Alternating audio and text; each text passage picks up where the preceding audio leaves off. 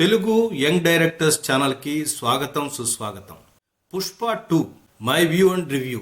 Cinema వేలాది మంది అభిమానులకు, సినిమాని అభిమానించే అభిమానులకు అందరికీ కూడా మొట్టమొదట నేను థ్యాంక్స్ చెప్తున్నాను. సినిమాకి ఎంత లెంగ్త్ తీసినప్పటికీ, ఎలా తీసినప్పటికీ, ఎంత రేట్లు పెట్టినప్పటికీ కూడా జేబులు గొల్ల చేసుకుని హీరోలని, ప్రొడ్యూసర్ని ప్రోత్సహించి పోషిస్తున్న ప్రేక్షక దేవుళ్ళకి అందరికీ కూడా ఈ సందర్భంగా నా నమస్కారం. ఎందుకు ఇలా మాట్లాడుతున్నానంటే, సినిమా కథని విశ్లేషించాలంటే దానిలో కథా నిర్మాణం ఉండాలి. నేను థంబ్నెయిల్లో చెప్పాను, ఈ సినిమా పుష్ప 2 అనేది విజువల్లీ సూపర్గా ఉన్న సినిమా. ఒక్క సీన్ కూడా తీసేయడానికి వీల్లేదు. ఒక్క సీన్ కూడా ఏదో పిచ్చి పిచ్చిగా ఆలోచన లేకుండా అనాలోచితంగా తీయలేదు. చాలా అద్భుతంగా పిక్చరైజ్ చేశారు.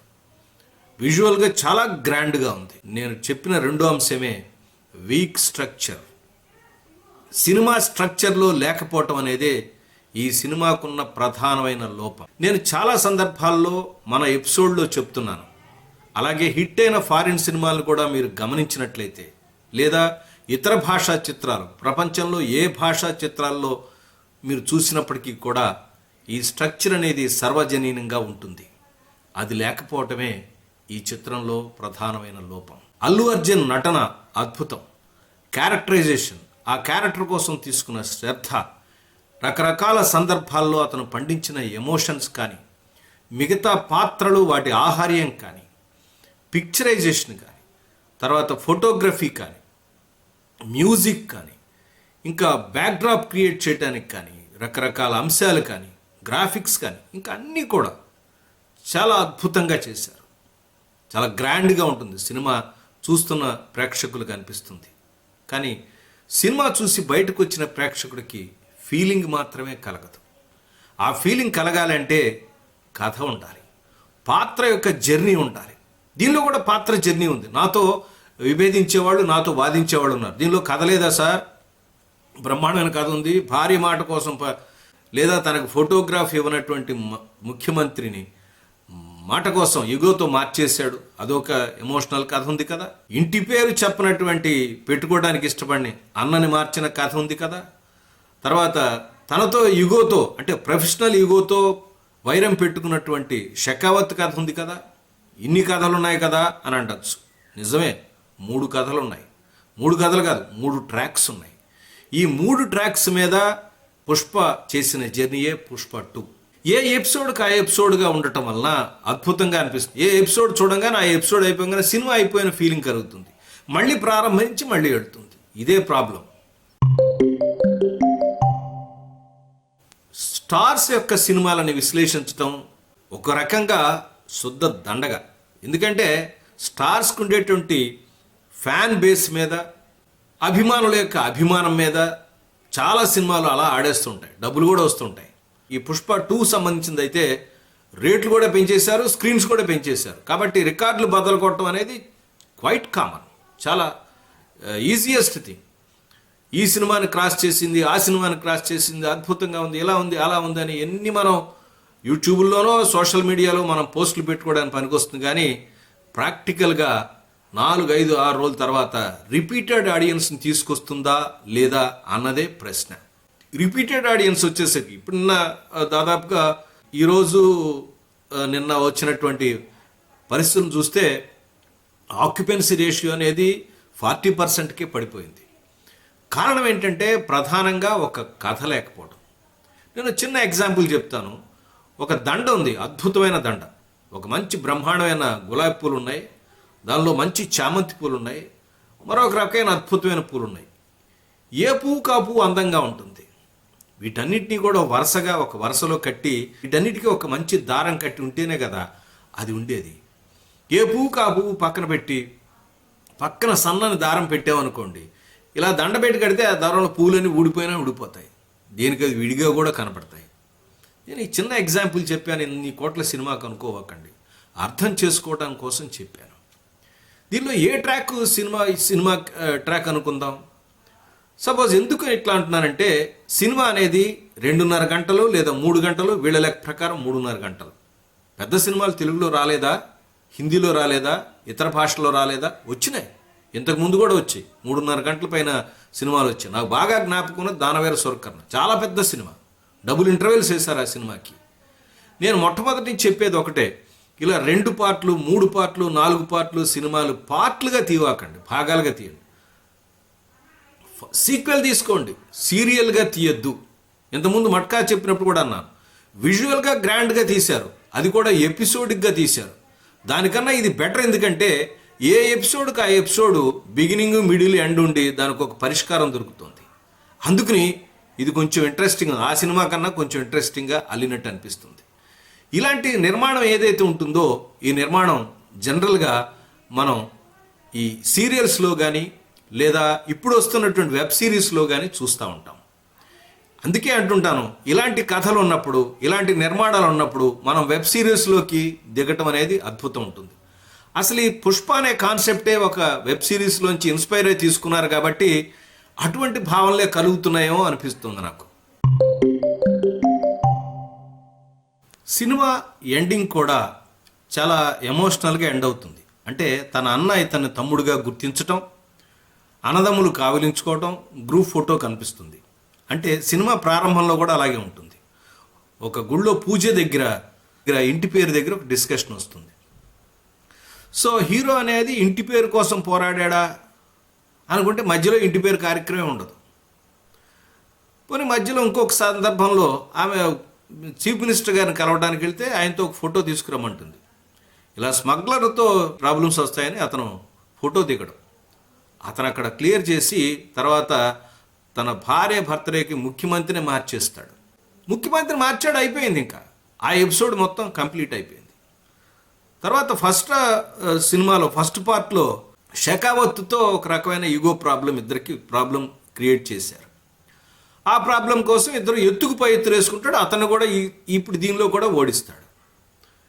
ఈ 2 బిట్లు అయిపోయిన తర్వాత ఈ మొదటి బిట్టు మళ్ళీ ఇంటి పేరు కార్యక్రమం మొదలెట్టాడు. దానికోసం సెంటిమెంట్గా ఏం చేశారు, అతనికి ఒక అన్న కూతురు ఉండే, ఆ అన్న కూతురుని రక్షించేందుకు అని చెప్పి పెట్టారు. ఏ బిట్టుకి ఆ బిట్టు తీసుకుని, అంటే బిట్టు బిగినింగ్ అవుతుంది, దానికి ఒక మిడిల్ ఎండ్ ఉంటుంది, మధ్యలో రకరకాలైనటువంటి ఉత్కంఠభరితమైన సన్నివేశాలు, యాక్షన్ సన్నివేశాలు. 3 పార్ట్లు చూడండి, 3 సినిమాల్లాగా అనిపిస్తాయి. ఎండింగ్ కూడా అలాగే అనిపిస్తూ ఉంటుంది. సినిమా అయిపోయింది, జనాలు లేచి వెళ్ళిపోతుంటే ఈయన దిరవానాలు పెడుతుంటాడు, ఆయన పెళ్ళి యూనియన్ ఆఫ్ ఫ్యామిలీ లాగా అంతా చూపిస్తూ ఉంటారు. ఈ రకమైన ముగింపులన్నీ కూడా మనకి తర్వాత ఎపిసోడ్లో ఏం జరుగుతుంది లేదా ఎక్స్టెండ్ చేయడానికి చూపించడానికి ఓటీటీలో వచ్చేటువంటి వెబ్ సిరీస్లో పనికొస్తాయి. కానీ సినిమా నిర్మాణంలో 3 గంటలో 4 గంటలో లేదా 2 ఇంటర్వెల్లో 1 ఇంటర్వెల్ ఏదైనా తీసుకోండి, దానికి ఈ స్ట్రక్చర్ లేకపోతే రిపీటెడ్ ఆడియన్స్ రారు, తర్వాత ఒక ఫీలింగ్, ఎమోషనల్ ఫీలింగ్ కలగదు. అంటే సినిమా నిర్మాణంలో మొదటి అరగంటలో ప్రాబ్లం క్రియేట్ చేయటం, దానికి ఎమోషనల్ జర్నీ, క్యారెక్టర్ యొక్క ఎమోషనల్ జర్నీ, ఇలా ఎపిసోడిక్గా తీయటం వల్ల ఏమవుతుందంటే ఎపిసోడ్ ఎక్కడికక్కడ బ్రేక్ అయిపోతూ ఉంటుంది. స్టార్ట్ అవుతుంది, మళ్ళీ స్టాప్ అవుతుంది, స్టార్ట్ అవుతుంది, స్టాప్ అవుతుంది. ఇంతకుముందు లైగర్ సినిమా వచ్చినప్పుడు కూడా అనుకున్నాం, 2 పార్ట్ల సినిమా ఒకసారి క్లైమాక్స్ లాగా అయిపోతుంది, మళ్ళీ సెకండ్ హాఫ్ అవగానే ఆలీ క్యారెక్టర్తో మళ్ళీ కథ మళ్ళీ మొదలెడుతుంది. మళ్ళీ 1 టికెట్కి 2 సినిమాలు, ఇప్పుడు 1 టికెట్కి 3 సినిమాలు అయింది. మరొక అంశం ఏంటంటే సినిమాటిక్ లిబర్టీ. ఇష్టానికి సినిమాని మనం ఎంతంటే అంత చేసుకెళ్ళిపోవచ్చు. అంటే హీరోకి ఆ ఫ్యాన్ బేస్ ఉంది కాబట్టి, హీరోని చూస్తున్నారు కాబట్టి ఎంతటి గొప్ప గొప్ప సీక్వెన్స్లైనా తీసేసేయచ్చు మనం. అలాగే ఈ సినిమాలు అనిపిస్తాయి. నీళ్లలో పరిగెడతా ఉంటారు, ఆకాశంలో ఇటు పడితే ఎక్కడ పడితే అక్కడ హెలికాప్టర్ వేసుకెళ్ళిపోతూ ఉంటాడు. తర్వాత ఫైట్స్ అయితే యాక్రోబాటిక్సే. So gymnastics, acrobatics. లాజిక్ వెతికారంటే సినిమా చూడటం అనేది తలనొప్పిగా మారిపోతుంది. లాజిక్ చూడకుండా హీరో చేసేటువంటి విన్యాసాలు చూసి అబ్బా అబ్బా అనుకుంటూ మనం తప్పట్లు కొట్టుకుంటూ ఉంటే ఇది సూపర్ సినిమాగా ఉంటుంది. నేను ఇంతకుముందు కూడా ఒకసారి ఎపిసోడ్లో చెప్పినట్టు నాకు అనిపిస్తూ ఉంటుంది. సినిమా బిగినింగ్లో వచ్చే ఒక చిన్న జపాన్ ఫైట్ ఉంటుంది, శుద్ధ దండగా. అది కట్ చేసేయండి, ఏమైనా ప్రాబ్లం అవుతుందా? అస్సలు ప్రాబ్లం లేదు. సినిమాకి ప్రాబ్లం లేని ఎపిసోడ్ని కట్ చేసినా సరే ఏం ప్రాబ్లం లేని ఎపిసోడ్ని ఉంచి ఏం ప్రయోజనం? ఎందుకు తీసినట్టు? డబ్బులు ఉన్నాయి కదా, మనం తీసుకుంటాం. హీరో ఉన్నాడు కదా తీసుకుంటాం. మంచి యాక్షన్, మీరు ఆ యాక్షన్ ఎపిసోడ్ చూసినట్టయితే మనకు స్పైడర్ మ్యానో లేకపోతే ఇలాంటి చిన్నపిల్లలు చూసిన కార్టూన్ సినిమాల్లో రకరకాల క్యారెక్టర్స్ చేసే విన్యాసాల్లాగా అనిపిస్తూ ఉంటాయి. అసంభవము అసాధ్యమైనది అదే కదా సినిమా అనవాకండి. మరీ కొంచెం జనాల యొక్క ఏమంటే ఇమాజినేషన్ కూడా దాటి వాడి మైండ్ని, వాడి యొక్క ఆలోచన విధానం, సినిమాటిక్ లిబర్టీ ఎంతవరకు ఉండాలో అంతవరకు దాన్ని కూడా బ్రేక్ చేసి నువ్వు ఇష్టం వెళ్ళిపోతే క్యారెక్టర్లోంచి ఆడియన్స్ బయటకు వచ్చేస్తారు. అదే ఈ సినిమాలో ప్రాబ్లం. అభిమానులు చూస్తున్నారు, సినిమాలు ఏం లేవు కాబట్టి జనాలు వెళ్ళి చూస్తున్నారు. ఒకసారి అయితే చూడటానికి మంచి సినిమానే, దీనిలో అసభ్యత వేరే లేదు. అద్భుతమైనటువంటి విజువల్స్ ఉన్నాయి, మంచి పాటలు ఉన్నాయి, తర్వాత డాన్సులు ఉన్నాయి, ఫైట్లు ఉన్నాయి, చేజులు ఉన్నాయి, ఇంట్రెస్టింగ్ ఎపిసోడ్స్, మూడు రకాల ఇంట్రెస్టింగ్ ఎపిసోడ్స్. ఒక టికెట్ మీద 3 సినిమాలు చూడాలి, 3 రకాల పుష్పాలను చూడాలి అనుకునే వాళ్ళు ఎవరైనా ఉంటే తప్పకుండా ఇమీడియట్గా టికెట్ కొనుక్కుని సినిమా చూడండి. ఈ సినిమా ఎందుకు చూడాలి అని ఎవరైనా అడిగితే నేను చెప్తాను ఒకటే ఒక్క మాట, ఎన్నిసార్లు అడిగినా సరే, అల్లు అర్జున్ కోసం చూడాలి. ఒక క్యారెక్టర్ని పట్టుకున్నప్పుడు ఆ క్యారెక్టర్లోకి పరకాయ ప్రవేశం చేసి ఆ క్యారెక్టర్ లాగా తాను మారిపోయి బిహేవ్ చేయటం. ప్రతి సన్నివేశంలోనూ అతని నటనతో అందరి ఆర్టిస్టుల్ని డామినేట్ చేసి పారేశాడు. డాన్స్లో అతను చెప్పనే అక్కర్లేదు. ఫైట్స్ మనం చెప్పుకున్నాం, యాక్రోబాటిక్స్ లాగా ఉన్నాయి, రకరకాల జిమ్నాస్టిక్స్ లాగా ఉన్నాయి.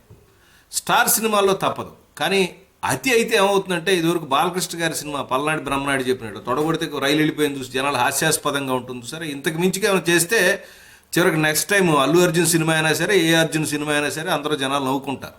అలా వాళ్ళ ఇమాజినేషన్ బ్రేక్ చేసే పరిస్థితికి వెళ్ళకూడదు. తర్వాత క్లైమాక్స్, ఆ ఫైట్ తర్వాత ఆ వీరంగం చూసినట్టయితే దానిలో ఏమనిపించిందంటే, కొంచెం కాంతారా తర్వాత చాలా ఇంపాక్ట్, అందరిని దర్శకుల్ని ఇంపాక్ట్ చేసింది. మన కా సినిమాలో ఆయన ఒక రకంగా తీశాడు, ఈయన ఒక రకంగా తీశాడు. తర్వాత అలా అంత ఎనర్జీ ఎలా వచ్చింది అనటానికి లాజికల్గా ముందే అంతకుముందు సాంగ్లో అతనికి అమ్మవారు ఆవహించినట్టుగా ఒకటి పెట్టాడు. అది దానివల్ల ఏమవుతుందంటే బిలీవబిలిటీ వచ్చింది క్యారెక్టర్లో. తర్వాత ఓహో ఇంత శక్తి ఇతనికి రావచ్చు, లేదా ఈ వేషంలో ఉన్న వాళ్ళకి రావచ్చు అన్న బిలీవబిలిటీ డైరెక్ట్ తీసుకొచ్చాడు. అంటే క్యారెక్టర్ లేనటువంటి లక్షణాన్ని ఆపాదించటం, క్యారెక్టర్లకి లేనటువంటి శక్తులను ఏవైతే ఉన్నాయో వాటిని క్యారెక్టర్కి సమకూర్చటం, ఇది ఒక పద్ధతి. ఇది ఈ సినిమాలో చాలా బాగా ఇంప్లిమెంట్ చేశారు.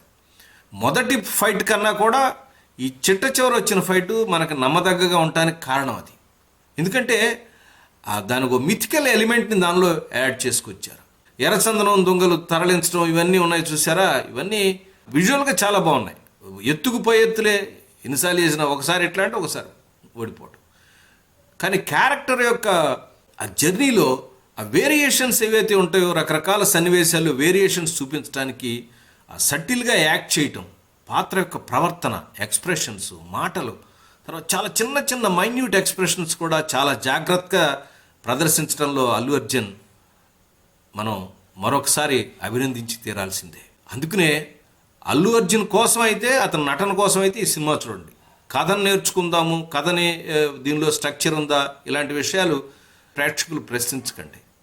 సినిమా చూద్దాం సరదాగా ఉంది అనుకుంటే వెళ్ళండి. ఇట్లాంటి సినిమాలు ఏంటంటే కొంచెం టికెట్ రేట్ కనుక మీడియం రేంజ్లో ఉంటే మనం చెప్పక్కర్లా, ఓ మాదిరిగా ఉన్న బ్లాక్ బస్టర్ అని అనిపించేస్తారు వాళ్ళే.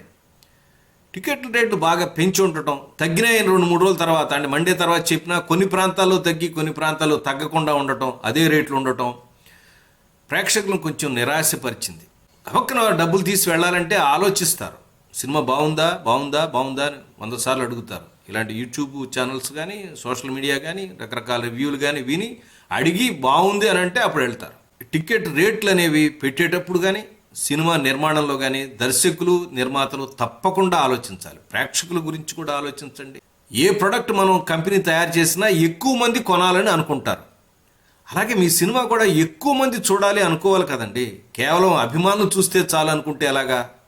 ఒక్కసారి ప్రొడ్యూసర్స్, డైరెక్టర్స్ ఆలోచించండి సార్. అందరూ సినిమా చూడటానికి అందరూ అందుబాటులో ఉండండి. డైరెక్టర్లు, స్టార్లు, ప్రొడ్యూసర్లు కూడా మీ సినిమాని అందరికీ అందుబాటులో ఉంచండి. మరొక కొత్త అంశంతో మళ్ళీ నేను కలుసుకుంటాను. అప్పటిదాకా నమస్కారం.